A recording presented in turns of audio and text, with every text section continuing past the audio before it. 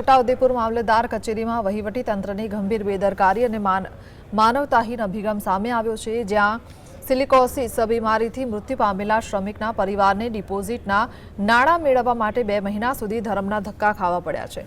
સરકારની યોજના મુજબ 2 લાખથી બાકી સહાય મેળવવા મૃતકના પૌત્રએ એપ્રિલ માસમાં અરજી કરી હોવા છતાં અધિકારીઓએ કાગળો તિજોરીમાં દબાવી રાખી અરજદારને હેરાન કર્યા હતા। આખરે રોષે ભરાયેલા પરિવારજનોને સામાજિક આગેવાનોએ કચેરીમાં હોબાળો મચાવી સમગ્ર ઘટનાનો વિડીયો સોશિયલ મીડિયામાં વાયરલ કરતા તંત્ર સફાળું જાગ્યું હતું અને મામલતદારે તાત્કાલિક કાગળો બહાર કાઢી કાર્યવાહી હાથ ધરી હતી। મુખ્યમંત્રીની કડક સૂચનાઓ છતાં ગરીબ આદિવાસી પરિવારને પોતાના હકના નાણાં માટે સોશિયલ મીડિયાનો સહારો લેવો પડ્યો। તે અધિકારીઓની કામગીરી સામે મોટા સવાલો ઊભા કરે છે।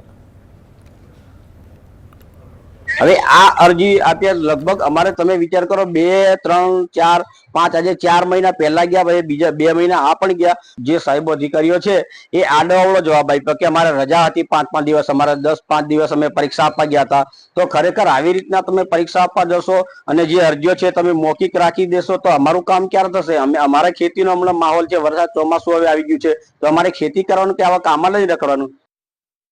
એમના ચૂકવવાના જે પૈસા છે, જે એમના સહાયના પૈસા ઓલરેડી બેંકમાં જમા છે ફિક્સ ડિપોઝિટમાં। ફિક્સ ડિપોઝિટ એમને જે પાકતી મુદતે ત્યાંથી કલેક્ટ કરી લેવાના હોય છે અથવા તો રિન્યુ કરાવવાના હોય છે, પરંતુ અરજદારે એવું કંઈ કરેલું હોવાનું જણાય આવતું નથી, જેથી અમને અહીંયા આગળ કલેક્ટર ઓફિસમાં અરજી કરી હતી।